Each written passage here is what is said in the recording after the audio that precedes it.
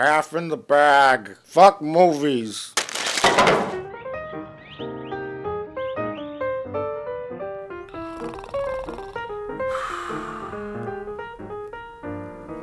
What?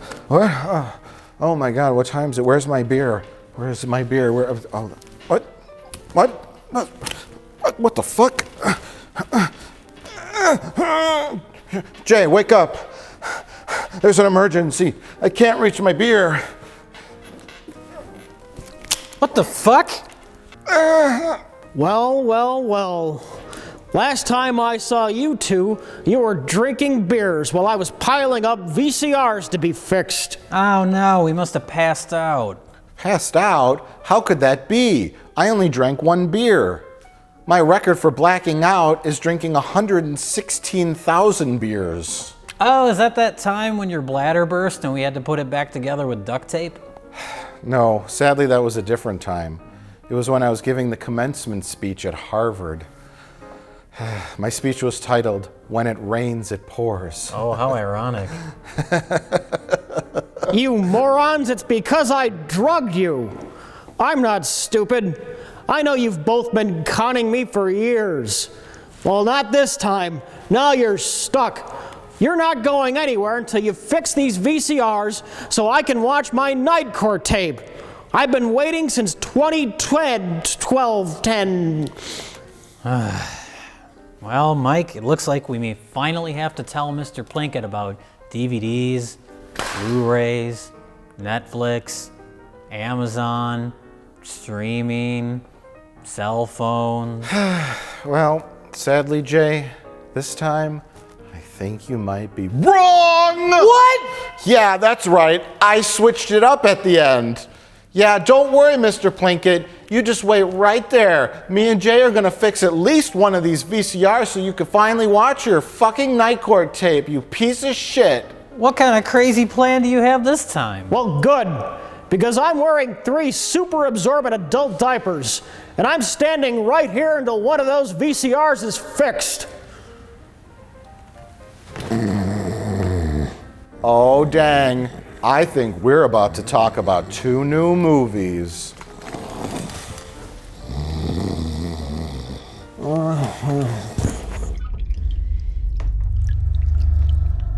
It's not my son.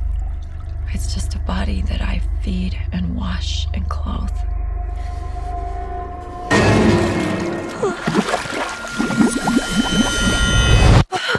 Well, Mike, who would have thought that going from a room to a whole house would have been such a step down for Jacob Tremblay? That's right, Jay. Our first film is called Shut-In, which was changed from its original French-Canadian title of The Most Boringest Film Ever Made. It doesn't translate as well. So in the US release, they're like, well, yeah, let's just call it Shut-In. This is called something that nobody will ever remember and we can write off on our taxes next year. Hi, Mary. Hi, Dr. Wilson. How's Stephen doing? Same as last week, and the week before. Is it possible for a film to fail on every level? Yes, apparently it is. From the director of such hit films as Hammer of the Gods and the writer of such hit films as Naomi Watts travels to Quebec for a free vacation to ski, do some light shopping, and then occasionally phone in a performance in some shitty horror film.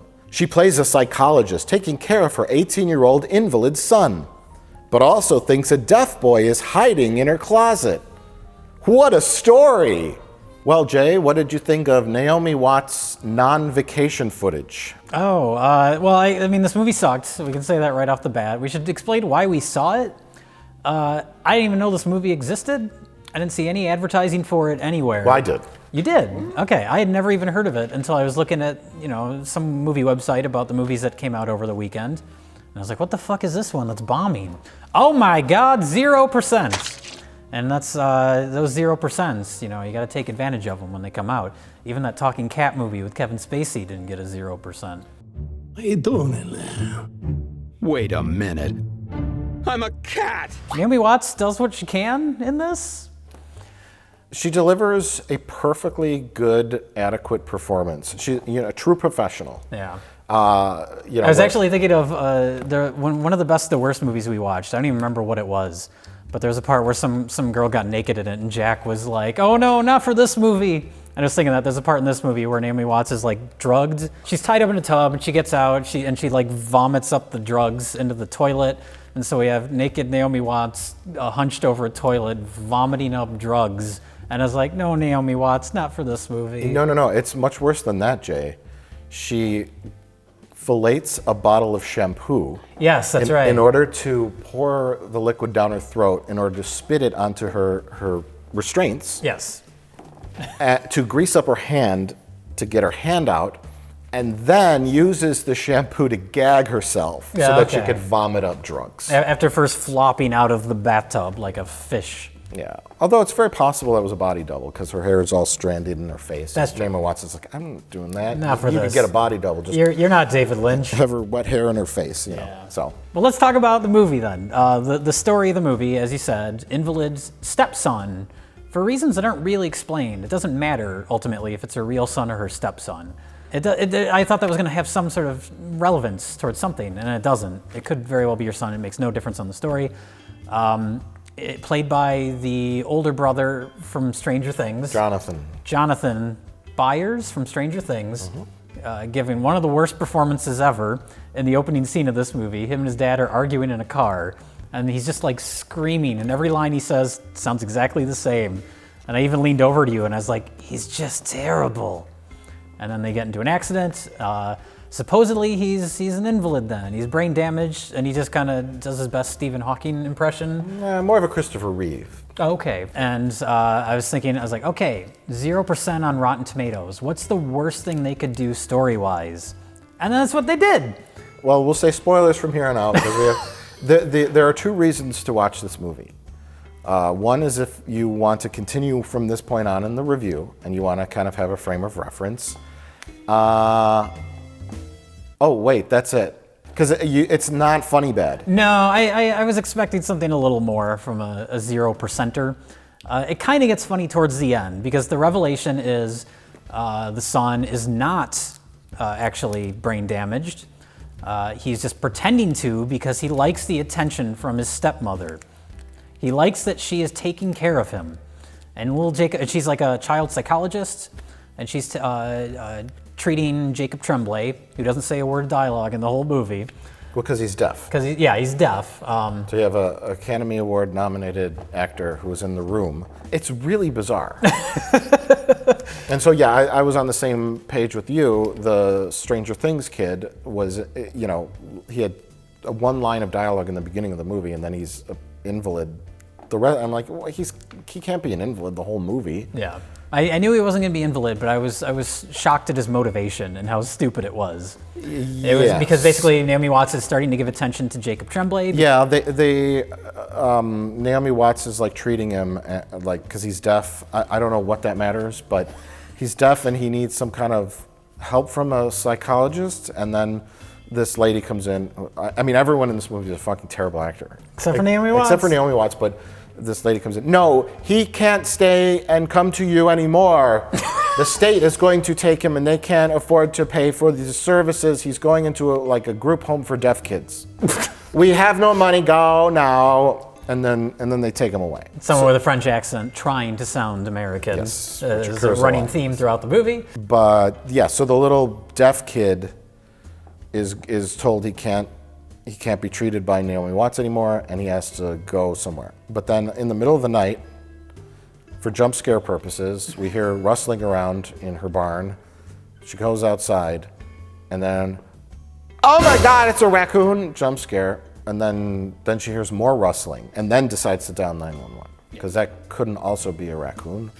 But then Jacob Tremblay breaks into her car in her garage to sleep inside of it. Yes. How the fuck he got there? I have no idea. And then, so the point is that he runs away. Well, no, she takes him in to care for him. And then he doesn't run away. He vanishes. She assumes he runs away. And then we spend the next hour of the movie with Naomi Watts walking around her house at night. and occasionally she has a dream sequence. That is the only way we're supposed to know we're supposed to be scared. And I was thinking about that during that hour stretch of the movie, because there's nothing happening. The kid's invalid. Something might be up with him. We don't know. And then the only other threat is that there may be a small boy somewhere in her house. So I was like, what are we supposed to be scared of here? It's just Naomi Watts walking around her house. Does this count as the new hot horror genre? Person in the walls genre? Because technically it is. Yeah, this is like the third movie this year to end up being about someone living in the walls. Where it's a I'm going to call it a paranormal fake out. Oh, sure. Where we think activity is of a supernatural or paranormal origin, and it turns out to be completely normal but crazy person. Yes. I.e. The Boy, a terrible film I watched called Within. This one does that, but there's hardly anything even that's meant to be supernatural. It's just Naomi Watts walking around and hearing a noise. Nothing moves, nothing goes missing, there's just noises.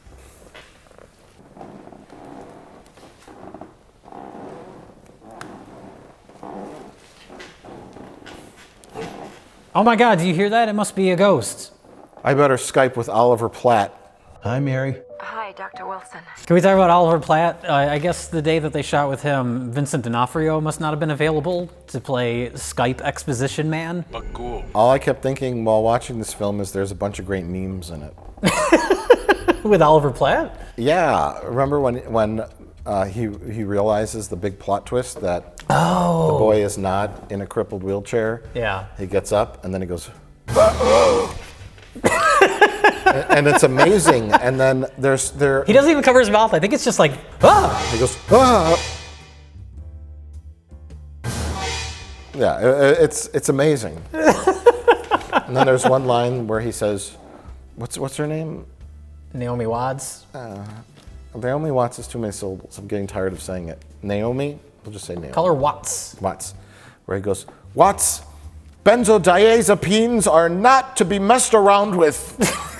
He says it with just such like awkwardness Yeah. and shouting, like very unprofessional and unmedical like. He just yells it. Well, so many of his scenes are just him behind a desk, and it's like a one-wall set, and Yeah. they just have the camera plopped down with him in the middle of the frame, so he probably didn't even know what he was supposed to be doing. I wouldn't be surprised. Another laugh out line for me was Watts runs into, Watts has a patient of hers, like an angsty teenage boy as well, and then his father makes a pass at her, and then eventually they have a nice little dinner scene. She invites him over for dinner, and then he's talking about what school the kid goes to, and then she goes, Principal Hastings, he's the worst. And I just laughed out loud. I mean, these are I already work around the clock moments. I already work around the clock. I need GIFs of Oliver Platt reacting to things.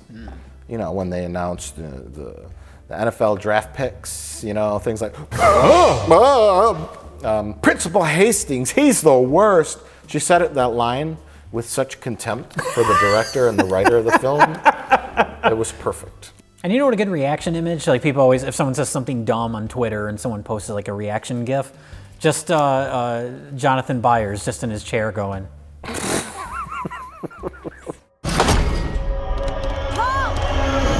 Tom?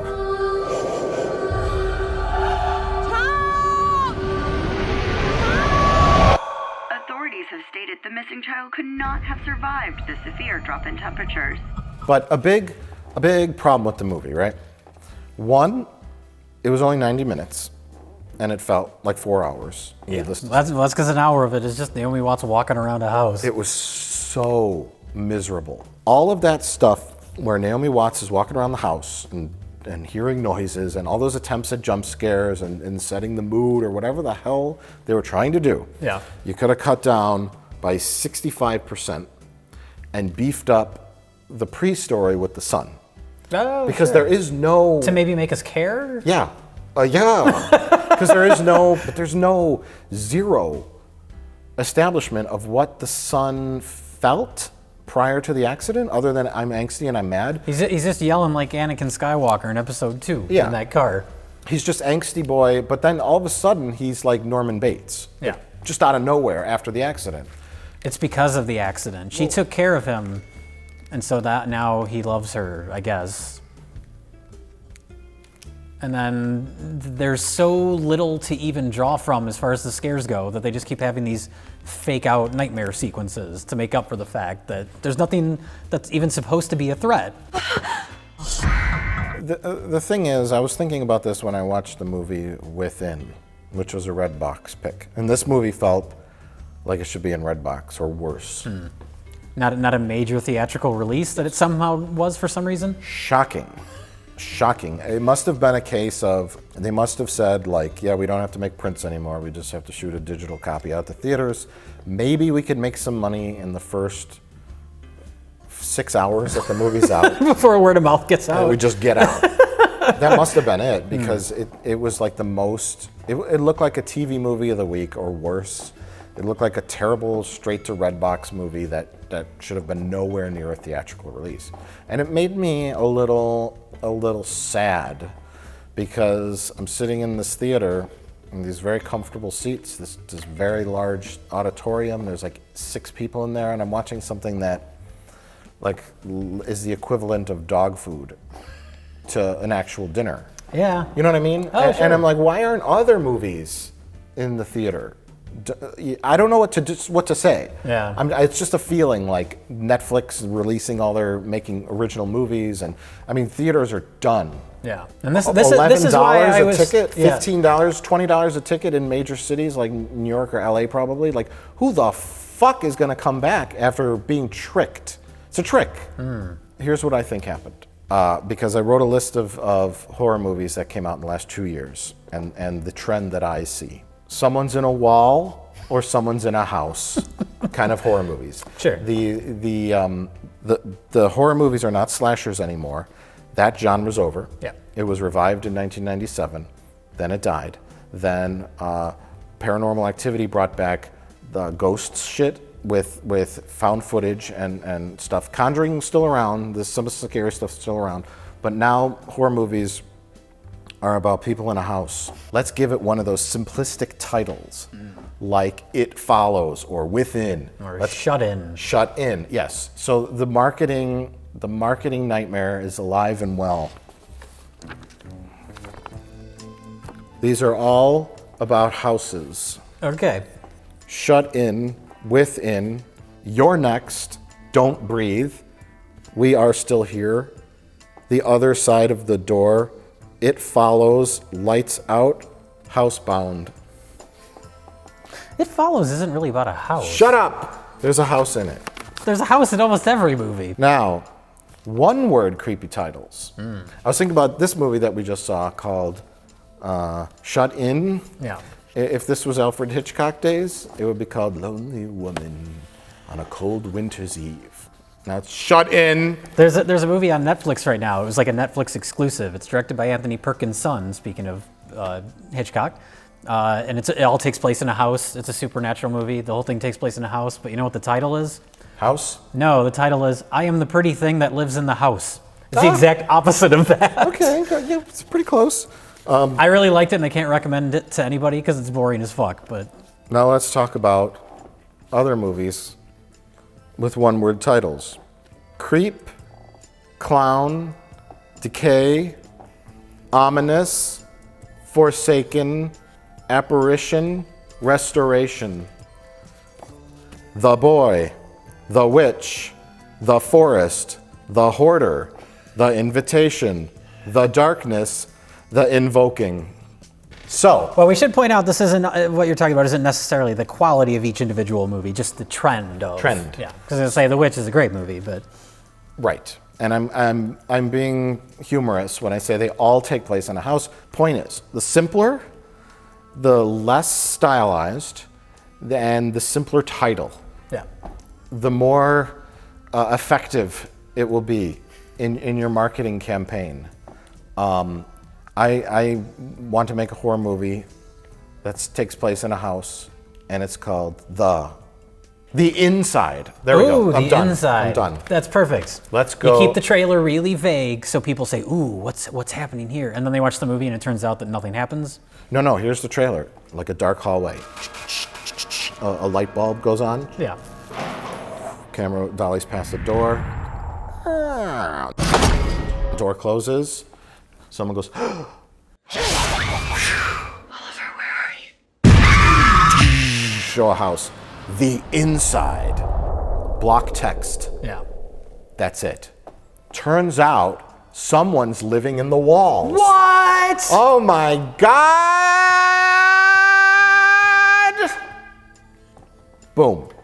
$48 million from a $1.2 million budget. And it's not even teenagers anymore, like that go into the creepy house. Now it's some kind of like, it's a lady and her son. Sure.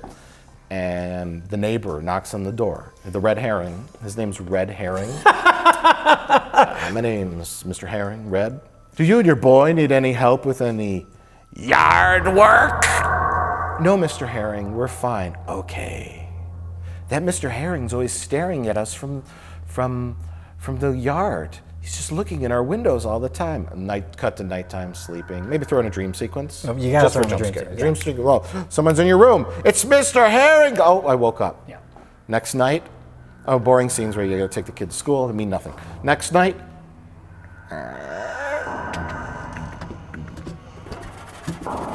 sounds. Get up. Nothing's there. Next night, next day, gotta go to school with the kid. Right. Mr. Herring he's the cross guard. Hi, Johnny. It's me, Mr. Herring. A dream sequence at night. More intense one, slightly more intense one. You have to have it up the ante a little bit so it gives us the illusion that something's happening in the movie. Yeah, right, yes. Sure. So next night, mom's awake with a glass of wine, kid's in bed. She hears noises upstairs, runs upstairs, opens the door. Kids sleep just fine.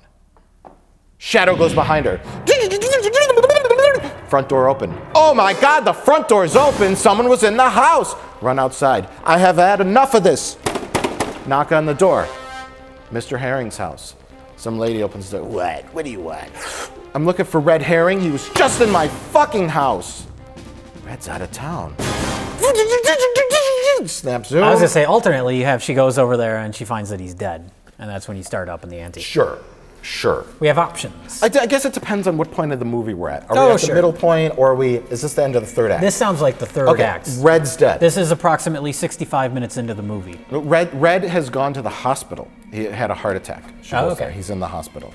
Because maybe he'll come back at the end and save the day. Oh, okay. Why not? He went into the hospital 2 days ago with a massive heart attack. And she goes to the hospital and she's staring at him, and then maybe something else creepy happens. I don't know. But then she goes home. Something in the parking lot of the hospital. Parking lot of the hospital. Yeah, that's good. It's in the parking lot. It's creepy. The lights are flickering, the fluorescent lights, and she thinks she sees someone behind a car. And then she goes and looks behind the car. There's no one there. To continue with the paranormal message, or the paranormal ruse of the film, and then she gets home and she discovers her trunk was open. Boy in the walls jumped in the trunk, went with her to the hospital to scare her in the parking lot. Okay. Then, of course, in the end, boy in the wall. There's a boy in the wall! Or a man in the wall. They'll give him some dumb backstory. It doesn't matter. Jay, let's spice it up. Let's Okay. really shake up this film series. Old lady in the wall. What?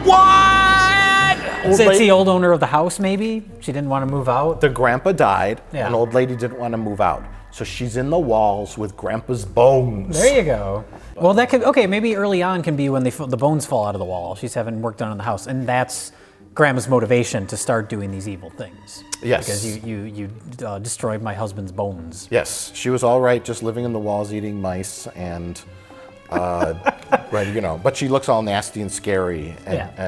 And in the end, you gotta hit old Grandma McGee in the head with a cast iron frying pan, which knocks her out temporarily, even though she's 86. She gets back up and goes, and she kills Red Herring. Okay. When he's like, is everything all right? I just got back from the... So he has the Scatman Crothers scene from The Shining where he walks in and just immediately gets an axe in the chest. Right. All right.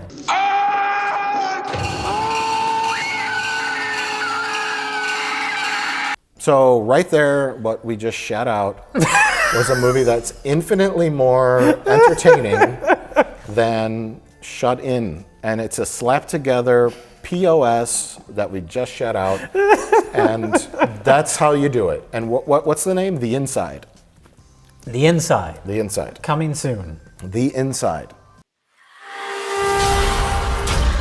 Something's going on, and it's not just in my head. I can prove it. I'm gonna get you out of here. You have to believe me. It's real.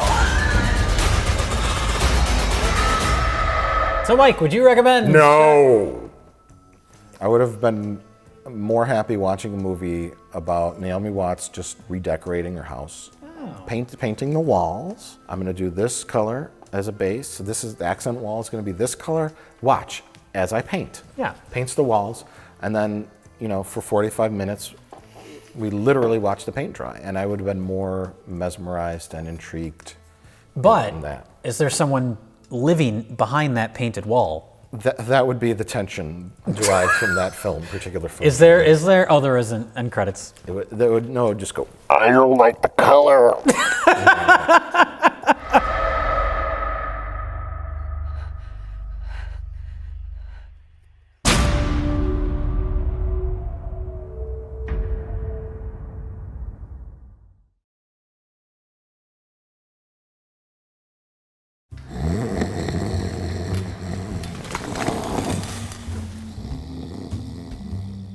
On to our next film.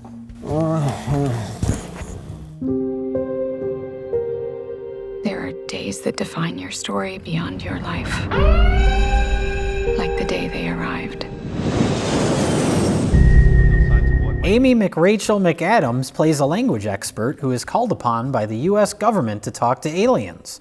Her mission is simple: see what they want. Jeremy Renner shows up to play a super smart scientist man to help out. Finally, it's the Marvel DC crossover film we've been waiting for. Oh wait, that already happened. Mike, what did you think of Arrival? Well, Jay, I thought this movie sucked. I thought it sucked so bad. They never got to fight the aliens. The aliens never blowed anything up. No, I love this movie. I thought it was excellent, of course. It's like that sci-fi movie I've always wanted to see. And I think it's the closest thing to something that I'll ever get in my lifetime, probably. To where it's more, I mean, there's a lot of emotional elements to it. So it's not just like a pure, like boring science fiction movie, but the emotional elements are handled in a way that feel genuinely emotional and not like manipulative and saccharine. Right. I was thinking of Interstellar and like the ending of Interstellar when everything's big Yes. and emotionally overblown and Interstellar came to mind, and so did Contact, the Jodie Foster movie. And Interstellar was like I don't know what's happening. Like I like the science stuff. Like it was neat, like certain things that happened in there. Interstellar, you're talking about. Interstellar, Yeah. the low gravity planet with the weird like super high waves and the black hole and all that like spacey stuff. This didn't have any of that.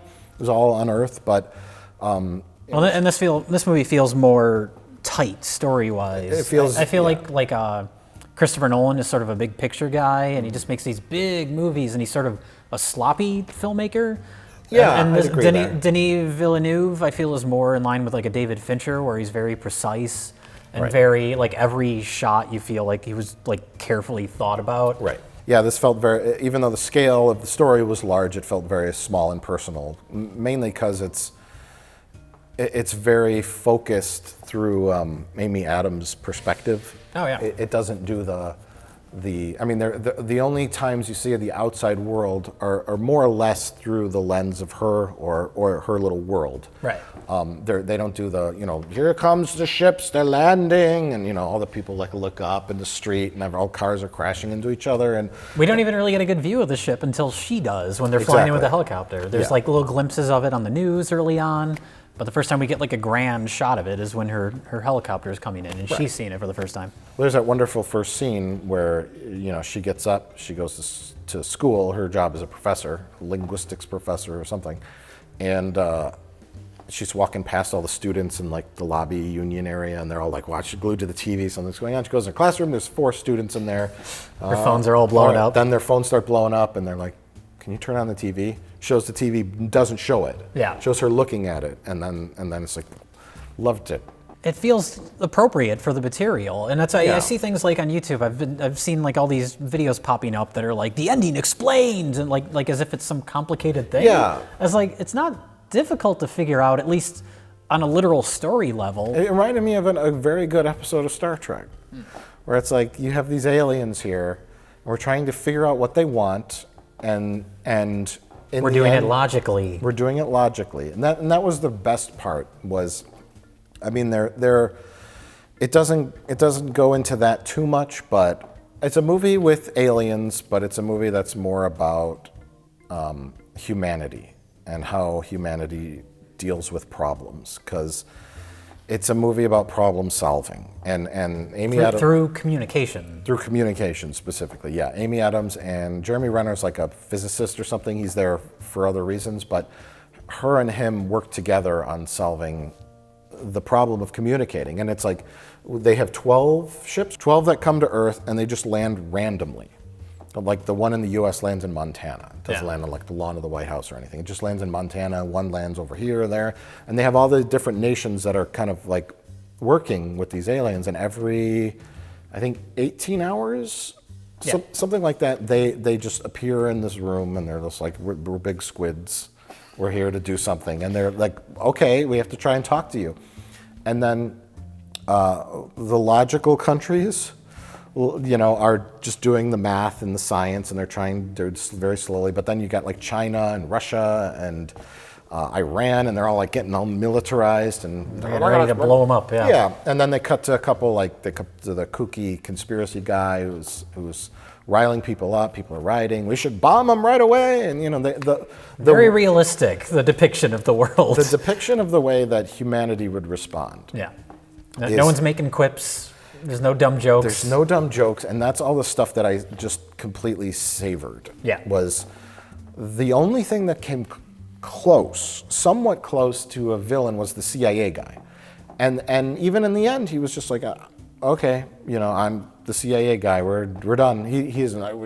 We're gonna bomb him. Yeah. Like the only one. I mean, the grunts, the soldiers make an attempt to blow the aliens up, but that felt realistic. Yeah. That felt they go against orders to do it, right? Yeah. They are like, they're getting riled up by Fox News, or Rush Limbaugh. They show Rush Limbaugh talking on the TV. We're going to blow these aliens up before they blow us up first. And they're like, that's right. And they have Southern accents immediately. They didn't have it. Yeah, they had redneck accents, Jay, because... See, what you're talking about is the Roland Emmerich version of this movie. No, the one did. Just a little bit. I don't think I noticed that then. Just a little bit. Yeah, the rednecky accent, which means ignorant. Translates in film to ignorant. No, it was subtle enough where I don't think I even noticed it. It was subtle enough, but it was there, and so they're, you know, worried or xenophobic or scared, and then let's blow them up before they blow us up first, and really, like, that's a lot of the movie. It wasn't like Interstellar, where it ends in like Matthew McConaughey's ghost is in a house of mirrors, and then this has humanity angle. Well, in Interstellar, it feels like there's a clash between the kind of harder sci-fi elements and the schmaltzy emotional stuff. Here, seamless. It all blends and it all feels like a part of a whole. Although I did like Interstellar a lot, but like you said, bombastic, out of control. This movie is scene after scene of them going into the alien ship and like writing on whiteboards. Yeah. It's very methodical in the way, and which is how it would be, I'm assuming, trying to, you know, communicate with something that is literally alien to us. Yeah, there's a process that they go through, and then it ramps up, and you know, tensions start to build, and then you realize that, like, we have evolved to learn, and then it's like a hippy dippy world peace movie at the end, which I was okay with and I enjoyed. That it's about communication, and essentially, when you boil it all down, because the big ending is her making a phone call. That's the exciting action climax. That's the exciting action climax, is her saying something in a different language to someone that understands it. Yeah. And understands the meaning of it. And then that kind of like, that's the point. It's not Randy Quaid in a jet drunkenly flying into a laser beam. Oh, boys! I'm back! It's about words and communication, and that to me was pretty solid sci-fi. Not everyone is wired for what you're about to do. So what do they look like? You'll see soon enough. Every 18 hours, a door opens up. That's where we go in. But yeah, sci-fi film with a lot of science elements in it. Good characters. Great lead performance. I thought Amy Adams was great. Of course. Jeremy Renner a little flat, but yeah. Jeremy Renner is the blue-collar man's working actor. yeah. He's just, I'm gonna be in movies. I'm Jeremy Renner.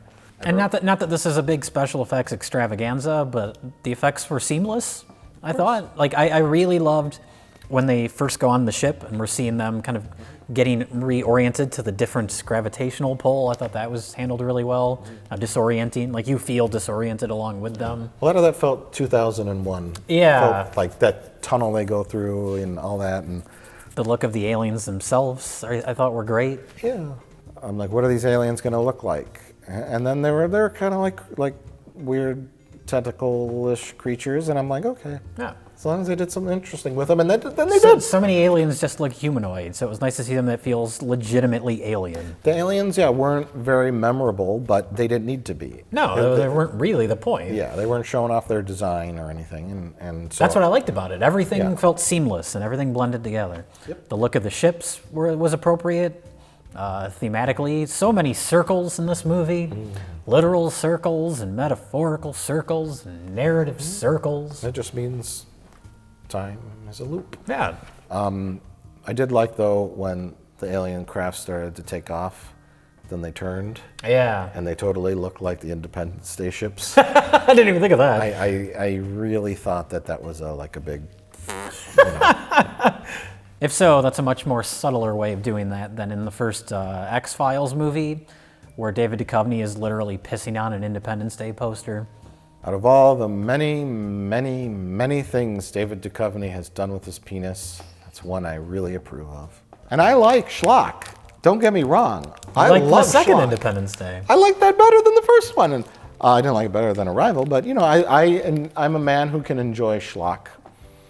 I'm very much looking forward to Logan, because I like a small little story. But I also enjoyed Apocalypse Now, or whatever it was called, X-Men Apocalypse Now, and I enjoyed that because it was a big dumb schlock movie. So my tastes are all over the place, but I do appreciate a high quality, slow moving sci-fi film where people solve problems with math and science.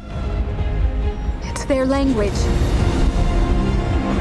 We need to make sure that they understand the difference between a weapon and a tool. Language is messy, and sometimes one can be both. And so I applaud Arrival. I applaud Villanueva. Denis Villeneuve. Because we should talk about his other two films real quick. Enemy. Well, we've talked about Enemy on Half in the Bag. I liked Enemy more than this, as much as I like Arrival. I'm assuming you probably like this more just because it's more sci-fi. I get they're very different They're movies. very different movies. Enemy is more my type of movie. Yeah, Enemy's more like kind of like what? Like really engaging, and this is engaging too, but in a different way. Sure. And Prisoners was a good movie too. I still haven't seen Prisoners. I saw his last film, Sicario, and it's great. It's a great movie, but it's about a subject matter that didn't interest me terribly much. It's about the drug cartel. Yeah. So it's like, but it's a very good movie. Sure. I like Arrival and Enemy more. So yeah, he bounces around genres pretty well. He's one of the best filmmakers working right now, I think. And now he's doing the new Blade Runner, which I'm not a big fan of Blade Runner, but I like him, so we'll see. He's a good candidate for that. Yeah, if you're gonna do it. He's a genre-bending, genre-jumping man. You got psychological horror, sci-fi, crime thriller, and drug cartel action crime. The only thing he needs to do is a horror film. And then a comedy. Mike and Dave Need Wedding Dates 2. Directed by Denis Villeneuve. No, it'd be called Mike and Dave Need New Wedding Dates. Oh wait, no. The two girls in that were the popular part, right? Yes. They were like they stole all the scenes or something. I I guess. didn't see it, but that's what I've heard. So it'd be those two characters need wedding dates. Oh, it's a switch. It's a switch. Oh. And you eject Efron and the kid from Modern Family. Aubrey and Anna need wedding dates. What if Denis Villeneuve still like films it like he films his other movies, so it's all like undersaturated and like sickly looking? And it cuts to the wedding, and they both bring giant spiders. That was an enemy joke. See Enemy if you have not. Well, you don't need to see it now. Do trust me.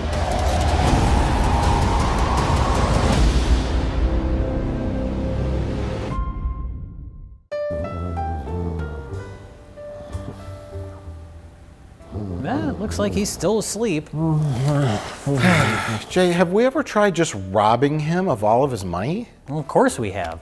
The problem is he gets monthly checks from Medicare, disability, and his pension. I'm not following you. It's the difference between this and this. Oh, I got it. It makes total sense now. So the only way to ensure that we get his money is Sell power of his attorney. organs. What? I'm sorry, what? What did you say? What did you say? I said power of attorney. Oh, I don't know what that is, but I said sell his organs. It doesn't make anywhere near as much sense as power of attorney. Well, can I at least have his bladder?